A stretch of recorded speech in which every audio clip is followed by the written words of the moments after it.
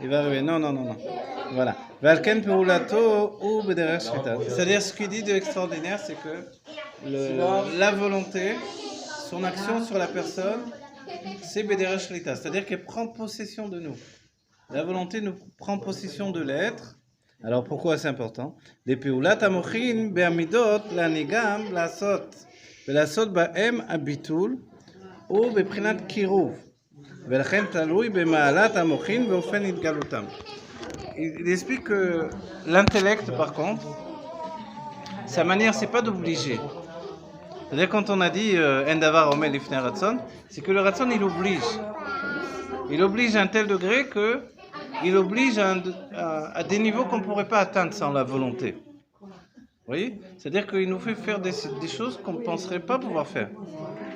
C'est-à-dire que ce que l'on découvre dans notre être, dans l'intellect, c'est que c'est Bederer, on va dire, dans une situation continue, qui vient d'un niveau plus haut, qui s'habille dans un niveau inférieur.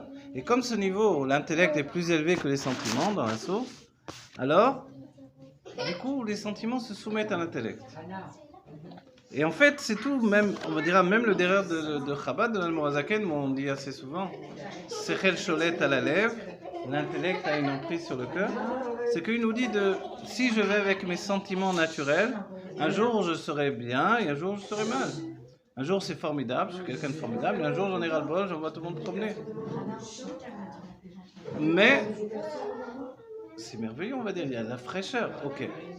Par contre, quand je veux vraiment, véritablement travailler l'intellect et élever mes kochot apnémim, mes forces intérieures, alors là, je vais devoir déraciner mes sentiments naturels pour ne plus les laisser agir sur ma personne, et que je ne sois plus à la merci de mes sentiments naturels. Donc je vais perdre beaucoup de ma fraîcheur, de ma spontanéité même, mais je vais avoir une emprise de mes sentiments. Et de quelle manière l'emprise? Pas comme la volonté qui oblige, mais parce que dès que je vais élever ma conception de la vie par l'intellect, mes sentiments vont s'élever également. C'est ce que disent les Rebbeim. On a l'impression d'être sans chayout, effectivement, donc on va plus être celui qui va sauter en l'air et compagnie. On va être plutôt éteint en comparaison avec celui qu'on était avant, mais on va avoir une possibilité de ne pas chuter aussi fréquemment qu'on le faisait auparavant. Vous voyez? Il se peut même que ça entraîne justement que Kola Kamekelo Chashiv, rien n'est plus important de la même manière. Parce que dès que j'élève la barre de l'intellect, mes sentiments s'élèvent aussi. Donc j'ai plus envie des petites choses qui m'attiraient auparavant. Des choses qui m'entraînaient vers la chute. Ça m'intéresse plus tout simplement. Donc, mais, et je pourrais venir mal, j'ai perdu beaucoup. Non, en fait, j'ai perdu essentiellement le désir de la chute que j'avais. Mais si on n'a pas de sentiment à cause qu'on ait des blocages,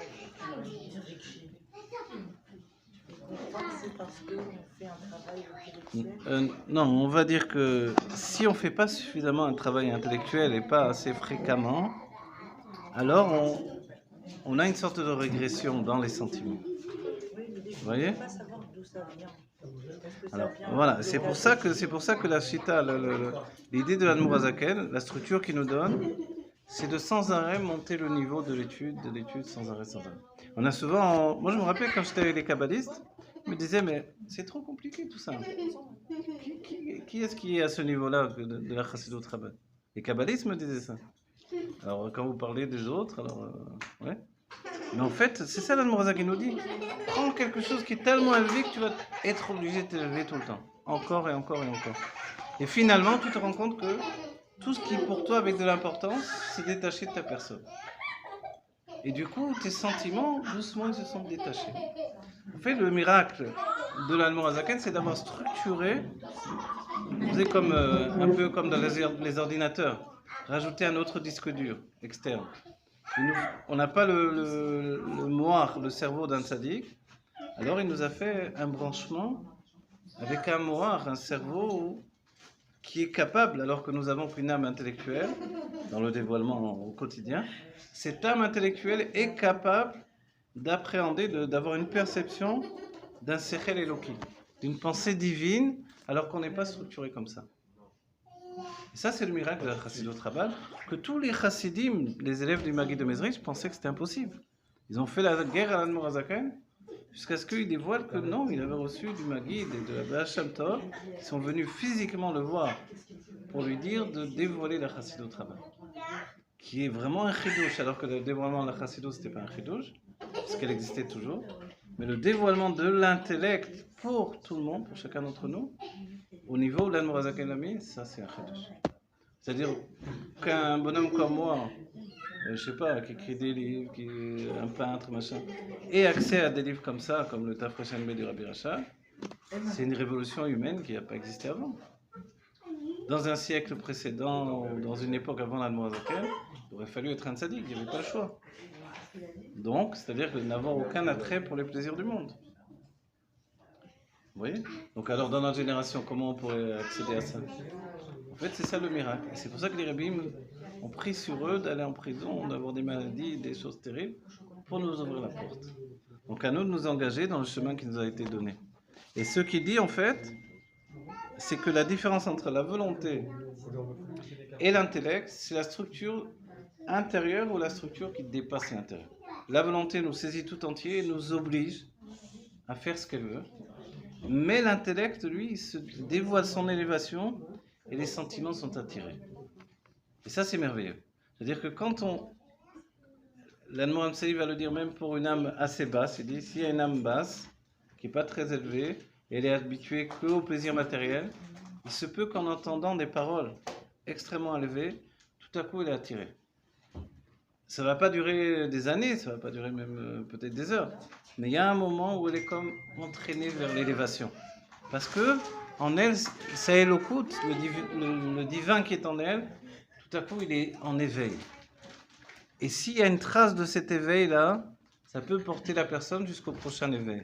Et ainsi de suite, et c'est comme ça qu'on grandit dans l'âme en fait. L'Admor Hamsaï a signalé dans Contra Saïd Palo un cahier d'études sur le fait de justement d'avoir une itpalo, de s'émerveiller dans le service de Dieu et dans l'étude de la Torah, dit que l'émerveillement devient un réceptacle pour le prochain émerveillement qui devient une lumière qui rentre dans ce réceptacle. Et ainsi de suite. Donc on s'agrandit par l'émerveillement. Alors, et c'est pour ça que quand tout à l'heure on a parlé du fait que, mais si pour moi j'ai plus envie de rien, quand on parle de ça dans le monde au quotidien, alors je suis blasé de tout, j'en ai ras-le-bol de tout, je suis proche de décrocher, plus rien m'intéresse. Et on a dit au contraire, quand on dit rassasie-moi de volonté, si j'ai pas de volonté, ben j'ai rien dans la vie, plus rien qui m'intéresse. Donc je meurs un petit feu tous les jours, un jour nouveau, et tous les jours je meurs véritablement. Alors, donc la volonté est essentielle. Mais comment on allie la volonté avec le fait que plus rien n'est important, qui est une des préparations de la Géoula? En fait, c'est que plus rien n'est important dans le fait que plus rien ne peut me détacher du service de Dieu et de l'attachement que j'ai à Dieu. En réalité, Dieu pour moi c'est tellement important, tellement fort, tellement un choix personnel qui n'est pas basé sur l'intellect, mais au contraire sur un aspect profond de mon âme, que plus rien ne peut me détourner de ça. Et du coup, les choses de la vie, d'un certain point de vue, sont plus importantes. Et c'est pour ça qu'aujourd'hui, on nous permet de manger sans faire d'histoire pour la nourriture, parce qu'en réalité, on s'en fiche, il faut dire la vérité, d'accord? On a tout ce qu'il faut, on a même les plus pauvres, ils ont tout sur la table, comme les grands riches des siècles précédents. Donc en fait, on n'a plus cet attrait de la nourriture ou des choses. Et de ce fait-là, on voit que la matière n'est plus, c'est les paroles du Rabbi, hein, elle n'est plus un empêchement pour le service de Dieu et un empêchement pour amener la Géoula. Donc voilà, l'Echaim Chaim et l'Ivracha, que l'on puisse concrétiser la Géoula, chacun dans notre vie, chacun dans notre famille, que nos tourments deviennent, comme vous avez fait des cours sur ça, je me rappelle bien, enfin, c'est le néga qui devient un oneg. Voilà, que ces tourments deviennent finalement des moments de joie intense, qu'on ait une volonté de vivre Dieu au quotidien. Et c'est un souhait important qu'on doit se donner à chacun, d'avoir une volonté renouvelée, chacun d'entre nous, tous les jours de notre vie. Et le jour anniversaire, c'est un jour où la volonté se renouvelle à un niveau extrêmement puissant. pour vivre de nouveau et apporter des changements dans notre existence. Voilà.